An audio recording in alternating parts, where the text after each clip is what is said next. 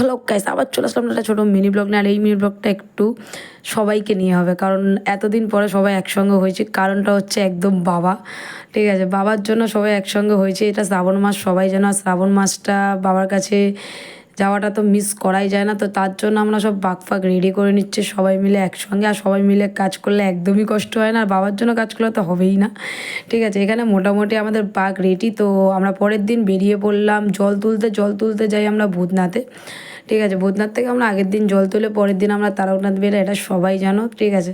তো আমরা জল তোলার সময় একটু আনন্দ করতে করতে বেরাই, নাচ গান করতে করতে। তো এখানে তারপরে ভূতনাথে চলে আসলাম। ভূতনাথে এসে জলটা তুলে নিলাম, তুলে বাঘটাকে একদম জিগজাগ করে সাজিয়ে নিলাম। সাজিয়ে নিয়ে এবার রওনা দিতে হবে বাড়ির জন্যে। তারপরে তো প্রস্তুত হতেই হবে পরের দিন তারকনাথ যাওয়ার জন্য। চলো বাড়ির দিকে যাওয়া যাক। তো অনেকটাই ক্লান্ত সবাই, ঠিক আছে। কালকে আবার বেরাতে হবে তারকনাথে। তো চলো আবার নেক্সট ব্লগে দেখা হচ্ছে।